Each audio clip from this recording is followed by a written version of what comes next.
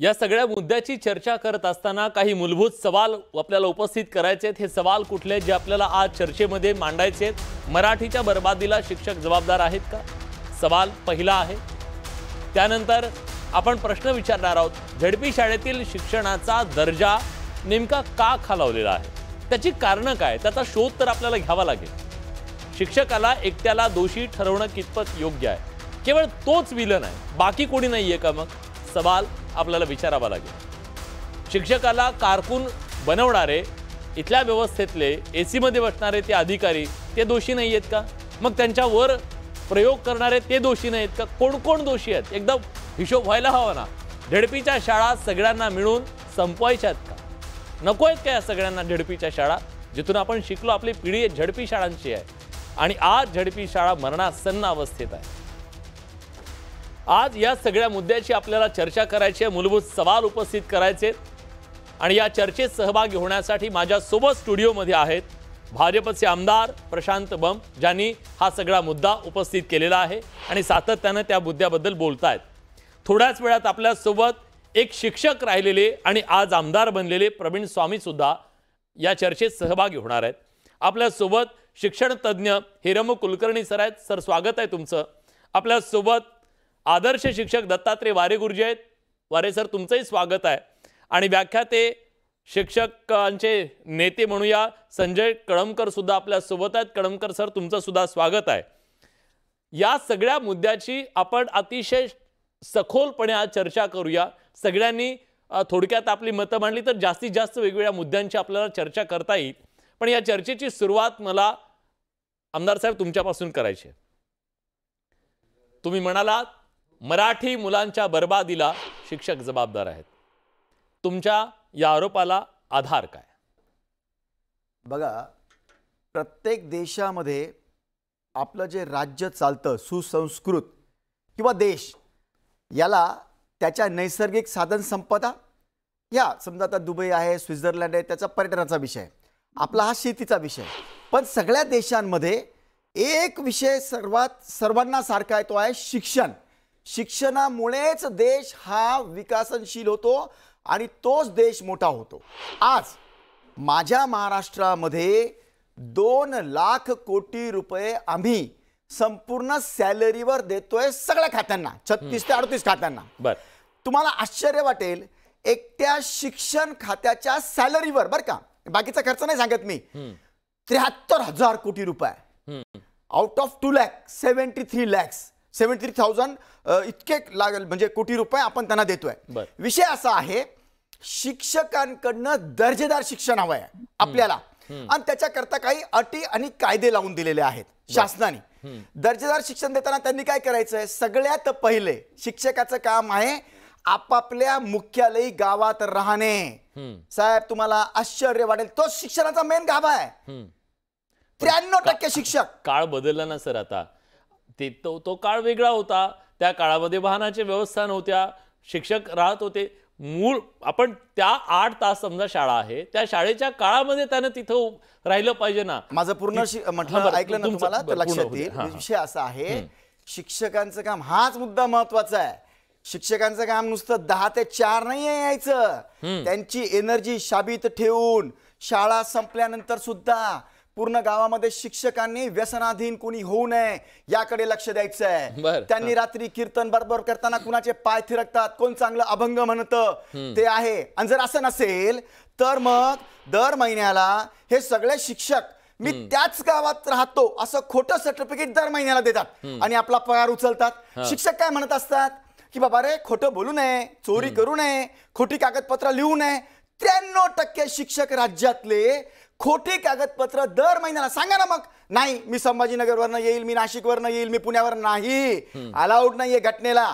प्रत्येकाने मुख्यालय राहायचं, ह्याच्यामध्ये फार दडलेलं आहे। आपण व्यवस्थित मुख्यालयाच्या बाबतीमध्ये चर्चा करू। दुसरा मुद्दा माझा महत्वाचा असा आहे, का स्वतः शिक्षक आमच्याकडनं 1 लाख ते 2.5 लाख रुपये पगार घेऊन स्वतःचे मुलं 15,000 रुपये शिक्षक आहेत तिथं टाकतात? त्याचं सगळं आलं, काय हिंमत नाहीये तुमचे स्वतःचे मुलं इथं टाकण्याची। त्याच्याकरता काय पाहिजे? झाडाचं तुम्ही जर म्हटलं की खोल्या नाहीये, सगळ्यात जास्त इन्फ्रास्ट्रक्चर शाळेचं महाराष्ट्र राज्याकडे किंवा देशामध्ये आहे।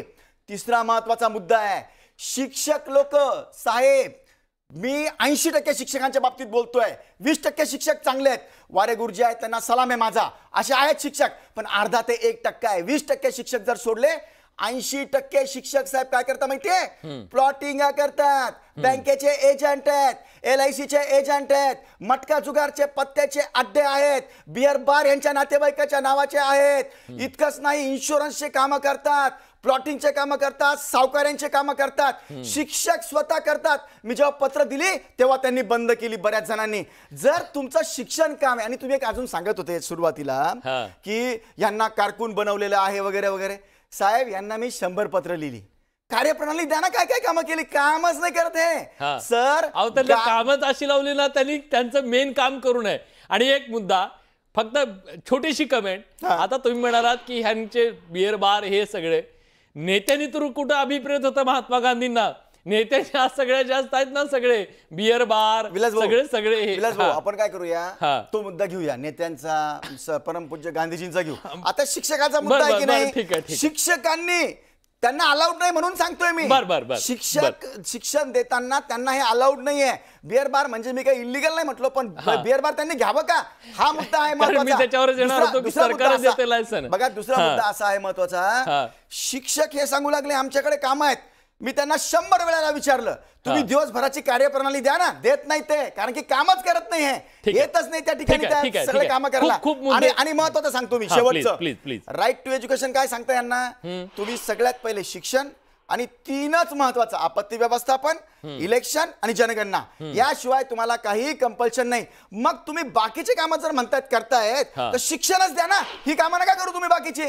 चालेल तुमच्या संघटना आहेत, सगळ्या या संघटना बेकायदेशीर उभे राहून आणि दबावात वापरतात. आणि महत्वाचं म्हणजे बरं का, मी थोडंसं या निमित्ताने थोडं स्पष्ट बोलू इच्छितो, आमचे राजकारणी काही आमदार यांना सपोर्ट करतात, शिक्षणचे आमदार आणि पदवीधरांचे आमदार. आमची विधान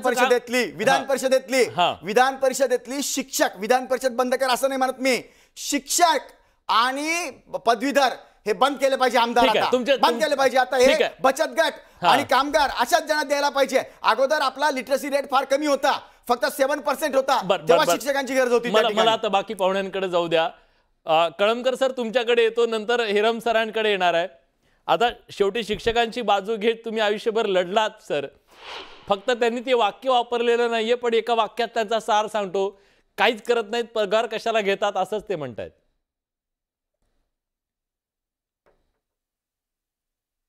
म्यूट आहे सर, म्यूट आहे तुमचा आवाज, म्यूट सर म्यूट काढा, म्यूट काढा.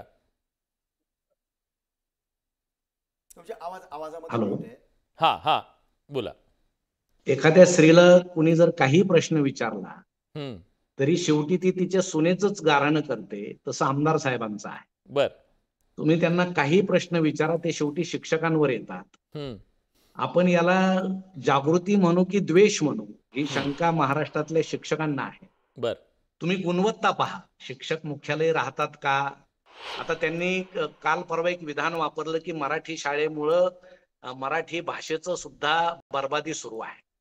हे अत्यंत गैरलागू विधान आहे. म्हणजे ज्या शाळेमधून अनेक साहित्यिक निर्माण झाले, 80% जास्त अधिकारी मराठी शाळेतून निर्माण झाले. आज अनेक शिक्षक गाव सोडताना गावकरी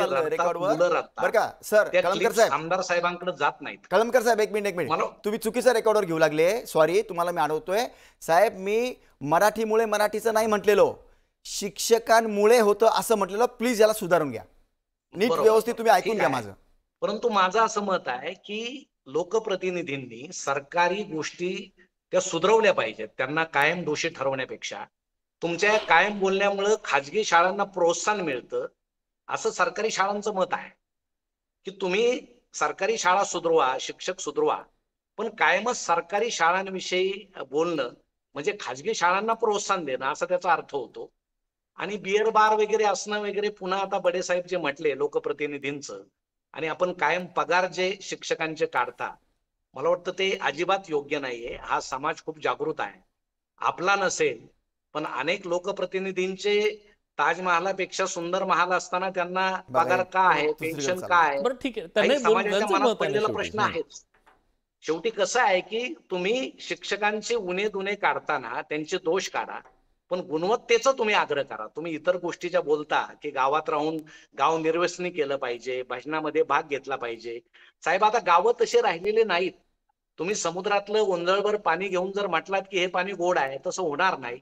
सगळंच पाणी खारट झालेलं आहे.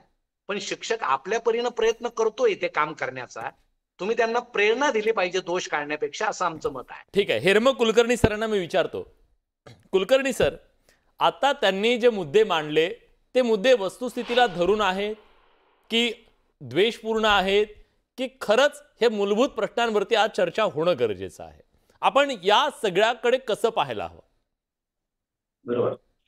प्रशांत बम जे बोलतायत त्याच्यामध्ये तथ्य आहे, परंतु त्यांनी ते समग्रपणे बोललं पाहिजे. जे शासनाचे दोष, एकूणच व्यवस्थेतले प्रश्न आणि त्याच्यामधल्या शिक्षकांचे दोष असं जर मांडलं तर शिक्षकांची फारशी रिॲक्शन त्याच्यावर येणार नाही. मी माझ्या इथे शिक्षकांवर क्वचित कोणी टीका केली असेल, परंतु चांगल्या शिक्षकांचं कौतुक करणं आणि व्यवस्थेतल्या दोषांवर त्याचवेळी बोलणं असं त्यांनी करायला हवं, असं मला पहिला मुद्दा वाटतो. दुसरा मुद्दा मला असं वाटतं, मला त्यांचं कौतुक हे वाटतं की आज राजकारण केवळ लोकानुरंजित झालेले आहेत, परंतु एक लोकप्रतिनिधी सातत्याने एका समूहाच्या दोषांबद्दल बेधडकपणे बोलतो, हे अत्यंत अपवादात्मक आहे. आणि त्यामुळे प्रशांत बम यांना केवळ टार्गेट किंवा चेष्टेचा विषय करण्यापेक्षा मला असं वाटतं की त्यांनी जे मुद्दे उपस्थित केले त्या मुद्द्यांवर बोललं पाहिजे. पहिला मुद्दा हा की ते जे मुख्यालय राहण्याचा मुद्दा मांडतात की अनेक शिक्षक खोटं सर्टिफिकेट देऊन आम्ही गावात राहतो असं देऊन करतात, तर त्याच्या एक तड लागली पाहिजे की खरंच असं आहे का, आणि जर शिक्षक जर मुख्यालय राहणार नसतील तर मग घरभाडे भत्ता द्यावा का किंवा तो बंद करावा का, याच्याबद्दल नेमकी भूमिका घेतली पाहिजे. त्यानंतर 8 किलोमीटरची जी अट आहे, चांगले रस्ते झाल्यामुळे ती अट वाढवणं या प्रकारची भूमिका घेतली पाहिजे. आणि तिसरा मुद्दा ते जे मांडतात तर ते खरं आहे की जे शिक्षक गावामध्ये राहतात तर त्यांचं गावाचं रिलेशन राहतं. म्हणजे एखादं दुकान आणि शाळा याच्यामध्ये फरक आहे की दुकानदार दुकान बंद करून घरी गेला तर शाळा शिक्षक हा त्या गावचं एक शानपण असतं. आपण पूर्वीच्या काळात जे शिक्षक पाहिले तर त्या गावचं त्या अर्थाने ते शानपण होतं, म्हणून त्या मुद्द्यामध्ये तथ्य. आणि शेवटचा जो महत्वाचा मुद्दा मला असं वाटतं की वाचन लेखनाचा जो मुद्दा ते सातत्यानं मांडतात, तर तो माझाही अनुभव आहे. मी स्वतः महाराष्ट्रातल्या 700पेक्षा जास्त शाळांमध्ये विद्यार्थ्यांच्या परीक्षा घेतलेल्या आहेत आणि वस्तुस्थिती सांगतो की खरोखर विद्यार्थ्यांना वाचता न येणं आणि लिहिता न येणं याचं प्रमाण खूप मोठं आहे. म्हणजे दत्ता वारे किंवा यासारख्या शिक्षकांचे प्रमाण हे 25%च्या आसपास आहे, ते आपण मान्य केलं. किंवा काही काही शिक्षकांनी खूप चांगले चमत्कार करून दाखवले की इंग्लिश शाळेतूनच मराठी शाळा झाली. पण सरासरी जर पाहिलं तर सोपे सोपे शब्द सुद्धा मुलांना लिहिता येत नाही. मी फक्त 511 वजा 499 ही वजाबाकी 200 शाळांमध्ये नेतो, जो 500 शाळांमध्ये आतापर्यंत दिली, पण पूर्ण बरोबर असणारे वर्ग मला सापडले नाहीत. विलास, मी जबाबदारीने सांगतो की 511 ही संख्या 9वीच्या मुलांना 5011 अशी लिहिलेली मी बघितलेली आहे. आणि म्हणून वाचनाचा दर्जा कमी आहे, लेखनाचा दर्जा कमी आहे. इतकंच काय तर रच्या खुणा, म्हणजे आम्ही मराठीमध्ये काय आपण साधे शब्द लिहिता येतात का, जोडाक्षर लिहिता येतात का, रच्या खुणा लिहिता येतात का, तर रच्या खुणा लिहिण्याचं प्रमाण अतिशय कमी आहे. अनेक शिक्षक किंवा सुशिक्षित माणसं सुद्धा कारवाई आणि कार्यवाही याचा फरक त्यांना कळत नाही. महाविद्यालय स्तरावर म आणि मी याचा फरक कळत नाही. आणि प्रशांतजींना माझी विनंती राहील की तुमचा रोख हा समग्रपणे खासगी संस्थांच्या शाळांवर सुद्धा नेला पाहिजे आणि महाविद्यालयांवर पण नेला पाहिजे. आज फक्त जिल्हा परिषदेचा शिक्षक गावात म्हणून तो दिसतो, पण आज प्राध्यापक काय करतात त्याची चर्चा केली पाहिजे ना. मराठी जगवण्याची खरी जबाबदारी आज महाविद्यालयांची, ते काय करतायत. महाविद्यालयांमध्ये ज्या प्रकारे आज प्रचंड पगार आहे, पगाराचा मुद्दा काढला तर महाविद्यालयांचं सामाजिक जो कनेक्टिव्हिटी तो काय आहे, समग्रपणे याची चर्चा झाली पाहिजे असं तुमचं म्हणणं आहे. आणि ती टीका होत असताना सुद्धा सगळे मुद्दे आले पाहिजेत. मी येतो प्रशांतजी, मला माहिती आहे तुम्हाला याच्यावरती बोलायचं असेल, पण या चर्चेमध्ये मी आमदार स्वामी सरांचं सुद्धा स्वागत करतो. ते आत्ता आलेत, प्रवीण स्वामी सर.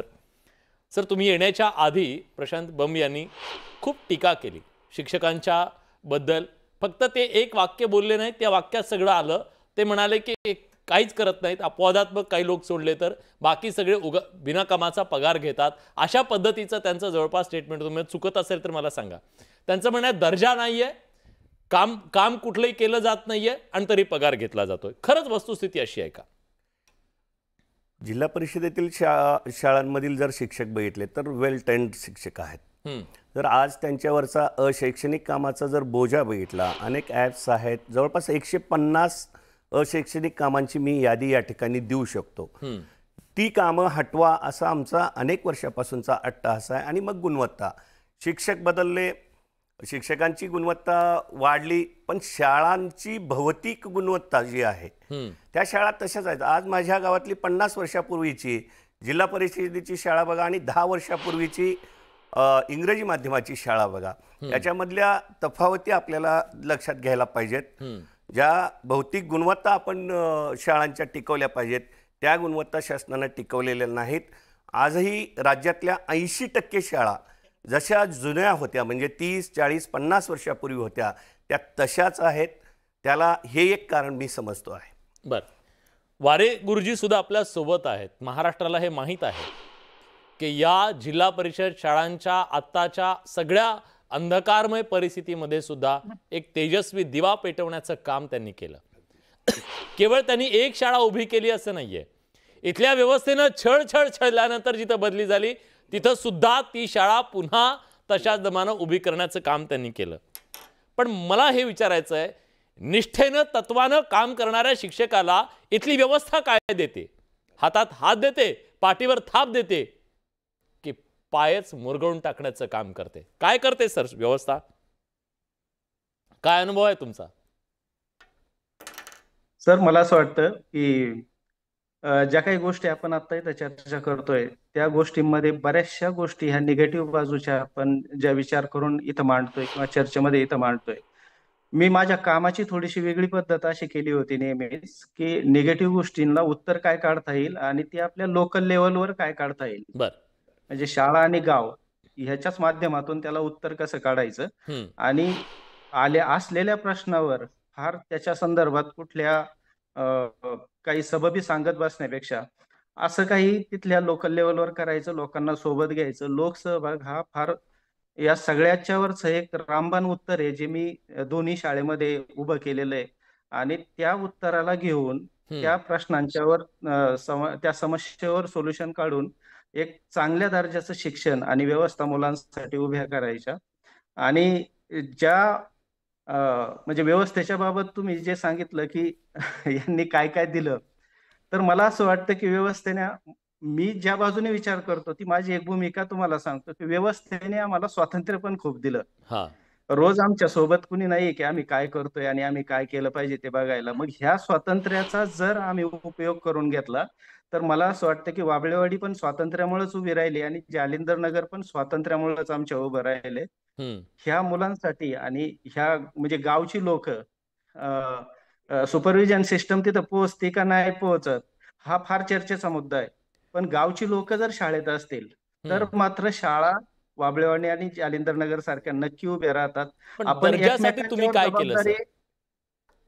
एकमेकांच्या जबाबदारी म्हणजे काही प्रश्न असतील किंवा काही समस्या उभ्या राहिल्या असतील तर आपण पटकन दुसऱ्याच्या बाजूला ते ढकलण्याचा जो प्रयत्न करतो, मला असं वाटतं की हे जे घटक आहेत स्टेक होल्डर्स आपण ज्याला म्हणतो मराठी शाळेचे, मग त्याच्यामध्ये प्रामुख्याने शिक्षक, त्यानंतर ग्रामस्थ किंवा पालक, त्यानंतर शासन प्रशासन आणि विद्यार्थी, ह्या सगळ्यांनी एकत्रित येऊन प्रामाणिकपणे याच्यावर जर विचार केला, याच्यावर जर मार्ग काढण्याचा प्रयत्न केला तर मार्ग फारसे अवघड नाहीयेत सर. वाबळेवाडी आणि जालिंदर नगरच्या आंतरराष्ट्रीय दर्जाच्या शाळा आज आपण पाहतोय की जालिंदर नगर सारख्या एका ज्या शाळेत जायला आजही रस्ता नाही आणि तिथं ते दुर्गम भागातली शाळा जगातल्या टॉप 10 शाळांमध्ये निवडली गेली.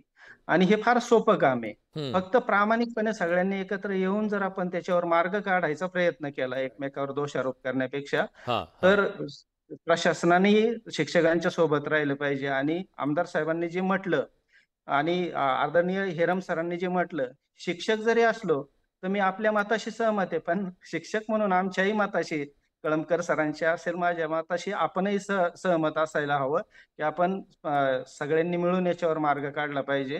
शिक्षक म्हणून जगात आज मी तर असं समजतो की एक वारे गुरुजी म्हणून मी माझं एकट्याचं विधान इथं सांगतो की आज आपल्या समाजात जेवढे काही प्रश्न असतील त्या सगळ्याला आम्ही शिक्षक जबाबदार आहे. पण ही जबाबदारी ज्यावेळेस आम्ही आमच्यावर घेतो त्याच्यावर मार्ग काढण्यासाठी मात्र एक व्यवस्था आमच्या आजूबाजूला जे असायला पाहिजे, एक प्रोटेक्शन मेकॅनिझम शिक्षकासाठी जे असायला पाहिजे, ते प्रोटेक्शन मेकॅनिझम पण उभं केलं पाहिजे व्यवस्थेने, अशीच आमची एक प्रामाणिक इच्छा आहे.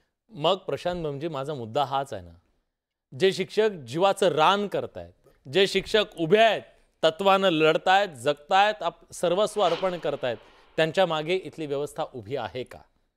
आणि मग तुम्ही सगळे लोकप्रतिनिधी त्यांच्या मागे ढाल म्हणून उभं राहता का? मिलनजी, तुम्ही जे बोलू लागले ना हा की जीवाचं रान करताय जे बोलतायत ना, हा ते 2% फक्त. अरे त्या 2% ऐका सर, बाकी हा. सर ऐका.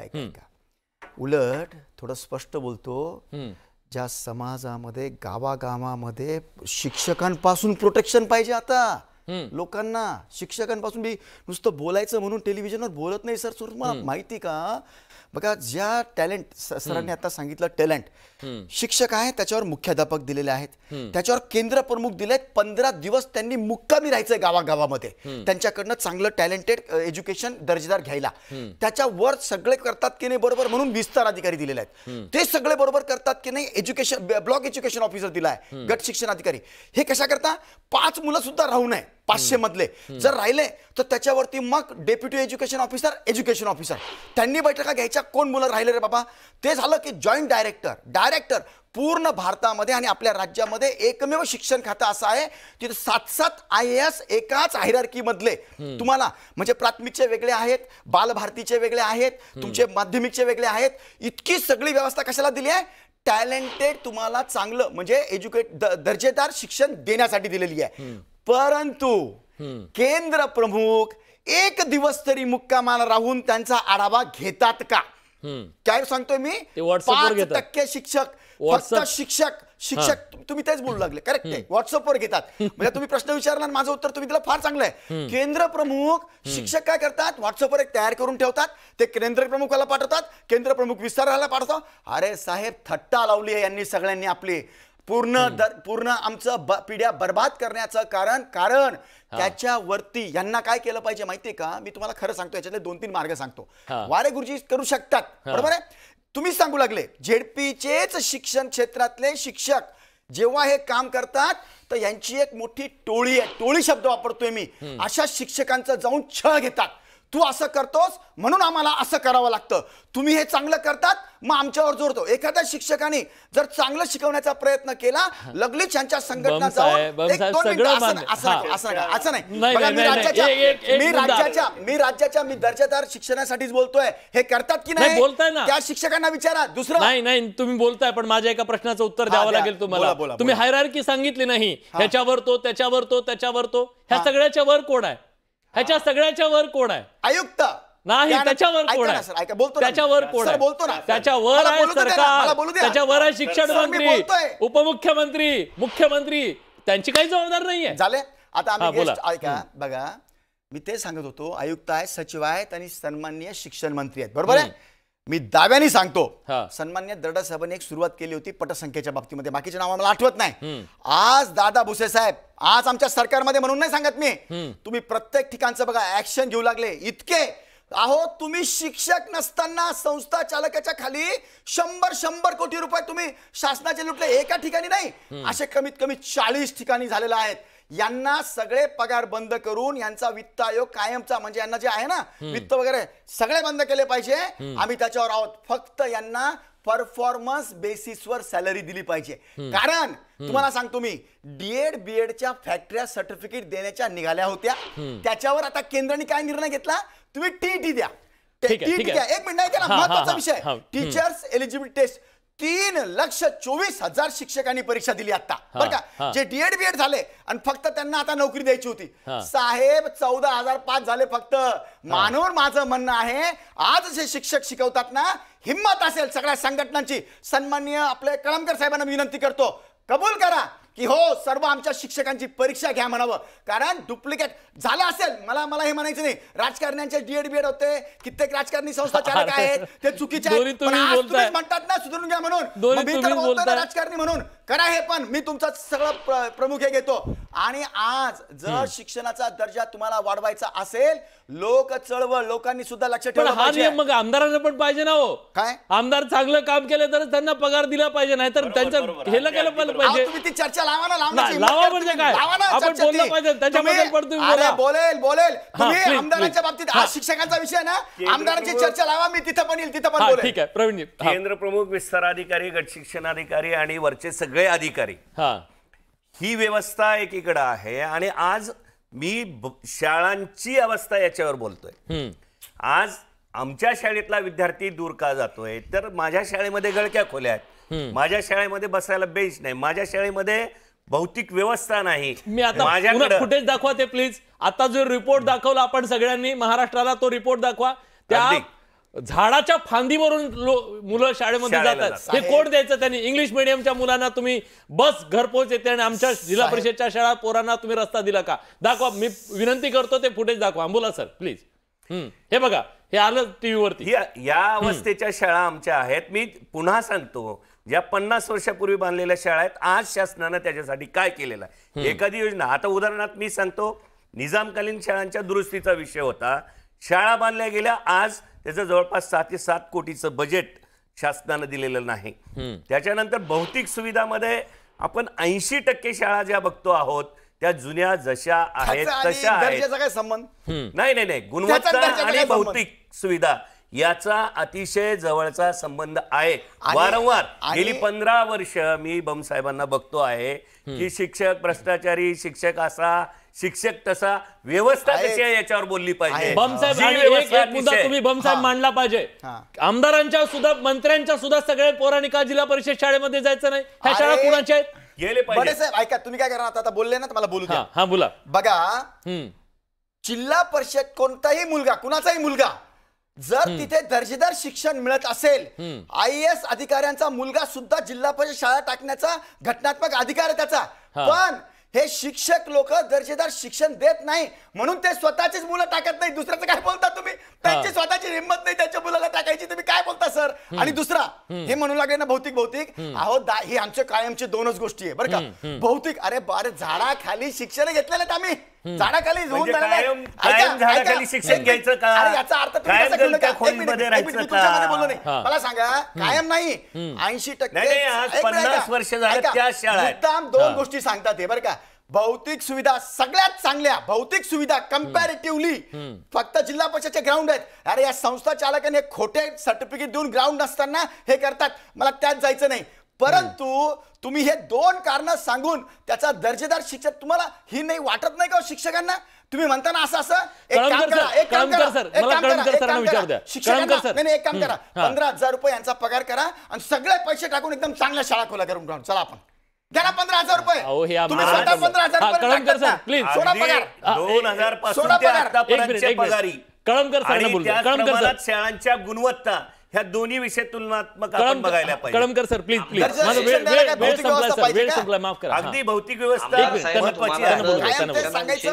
एकच गोष्ट घेऊन बसायचं काय मी कळमकर सर ना, संजय कळमकर सर, तुम्ही लोक Sanjay Kalamkar sir please please बोला. जाऊन बघा किती उद्रेक आहे. काम करणारे खूप शिक्षक आहेत. ठीक आहे. आमदार साहेब, तुम्हाला जर शिक्षणाविषयी खरंच काही करायचं असेल तर तुम्ही असा ठराव घ्या की वर्षभर शिक्षकांना काही अवांतर काम आम्ही देणार नाही. बरोबर आहे. आणि त्याच्यानंतर 1 वर्षानं त्यांची परीक्षा घ्या, मुलांची गुणवत्ता पहा. खाजगी शाळेमध्ये जी मुलं जातात, ऐका आमदार साहेब, त्या खाजगी शाळा बहुतांशी बड्या राजकारण्यांच्या असतात.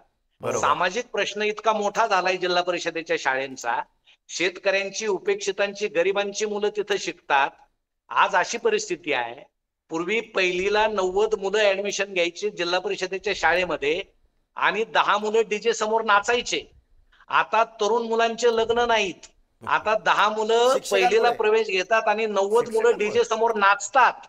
इतके प्रचंड प्रश्न आहेत. तुम्ही त्याचा अभ्यास करून आपल्या शाळांचं भलं पाहिलं पाहिजे. ते सांगू कायम तुम्ही जर शिक्षकांना दोष दिला, नावं ठेवले तर शाळांचं भलं होणार नाही. नाही मी तेच सांगू लागलो. हे काऊ लागलं बघा, गावामध्ये 30-30 वर्षा मुलांचे लग्न नाही होते, बरोबर आहे. गावात चोऱ्या माऱ्या वाढल्या आहेत, गावात काही कामं नाही आहेत, कारण की दर्जेदार शिक्षण न मिळाल्यामुळे त्यांना 10वी पास होतोय तो, पण त्याला संभाजीनगरची स्पेलिंग येत नाहीये.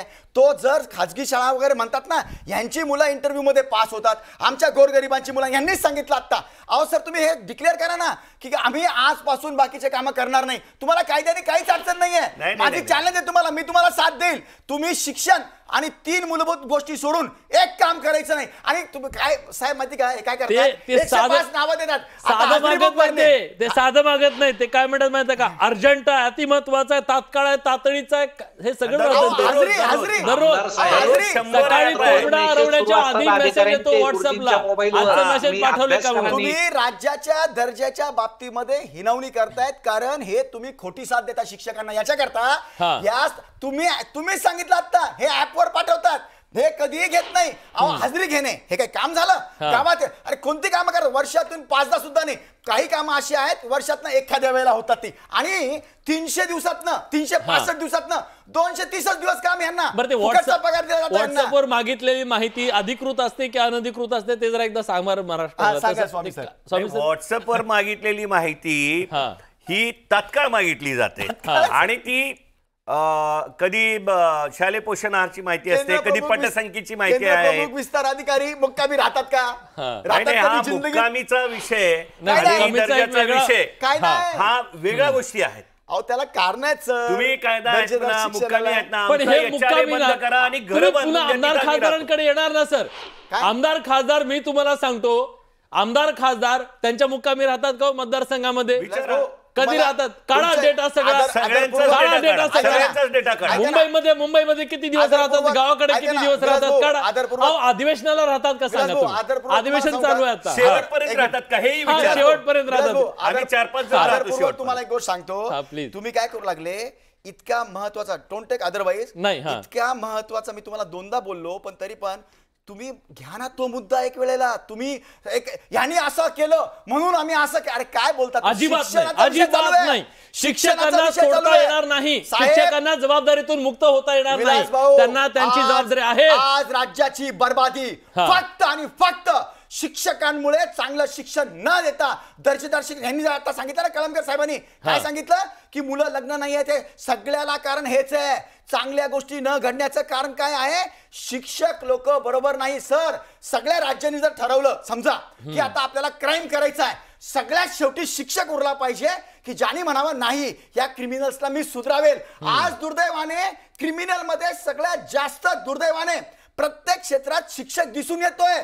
जास्तीत जास्त गावागावामध्ये सगळे प्रॉब्लेम उभं करणारा शिक्षक येतोय. हे तुम्ही का बघत नाही? हे सरसकटीकरण मला वाटतं योग्य नाही. जसं तुम्ही म्हणालात वारे सरांसारखे चांगले लोक काही प्रमाणात आहेत, अतिशय वाईट लोक सुद्धा आहेत.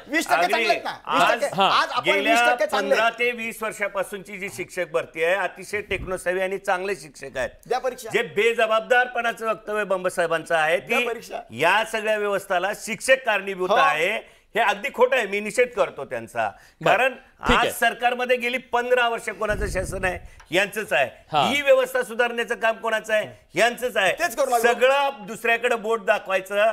शिक्षक संस्था कोणाच्या आहेत? बोगस अनुदान उचलणाऱ्या यांच्याच आहेत. तुमच्यासारख्या संस्था चालकाच्या. आणि ही जर व्यवस्था सुधारायची असेल तर शिक्षकांची शैक्षणिक कामं बंद करा, त्यांना भौतिक सुविधा द्या. माझं म्हणणं, यांनी म्हणतात ना शिक्षक राहायला पाहिजे, मुख्याध्यापक राहायला पाहिजे, केंद्र प्रमुख, तशी व्यवस्था करून द्या. आम्ही शिक्षकांना आवाहन करू, आपण त्या गावामध्ये पण ही चर्चा होणं गरजेचं होतं. कारण या महाराष्ट्रातल्या पुढच्या पिढ्या ज्या जिल्हा परिषद मधून आम्ही शिकलो याचा आम्हाला अभिमान आहे. आणि आज इथं उभे आहोत ते जिल्हा परिषद शाळेमुळे आहोत. पण या पुढच्या पिढ्या जिल्हा परिषद मधल्या केवळ बँडच्या पुढे नाचणाऱ्या पोरांपैकी असता कामा नाहीत. ते सुद्धा उद्या उज्ज्वल भविष्याच्या त्या पिढ्या असल्या पाहिजेत. ही अपेक्षा असणं अजिबात चुकीचं नाहीये. चांगलं काम करणाऱ्यांच्या पाठीशी उभं राहणं आणि जे चुकीचे करतायत त्यांना पुन्हा रुळावरती आणणं, त्यांना काही गोष्टी ची व्यसन घालणं हे सुद्धा तितकंच गरजेचं आहे. प्रेक्षकांना काय वाटतंय एकदा जाणून घेऊया. मराठी शाळांच्या बर्बादीचे विलन शिक्षक आहेत का? बघा प्रेक्षकांचं काय म्हणणं आहे. 64% लोकांना वाटतंय होय, 36% लोकांना नाही असं म्हणतंय. प्रशांत बंब ज्या पद्धतीची भूमिका मांडतायत लोकांना वाटतं या तथ्यात एक रोष निश्चितपणे दिसतोय या पोलच्या माध्यमातून. सामान्य माणसाचा त्याची अपेक्षा आहे जिल्हा परिषद शाळेचा शिक्षणाचा दर्जा सुधारला पाहिजे. आत्मचिंतन व्यवस्थेनं सगळ्यांनी करणं गरजेचं आहे, सरकारनं सुद्धा. प्रशांत बंब तुम्ही म्हणताय आमदार साहेब सरकारला यातून सुटता येणार नाही, जबाबदारी त्यांची सुद्धा आहे. बडे मुद्द्याच्या चर्चेत आपण सगळेजण आहात, आपली भूमिका मांडली त्याबद्दल सगळ्यांचे मनापासून आभार. बडे मुद्द्याच्या आजच्या चर्चेत आपण इथेच थांबतोय. धन्यवाद.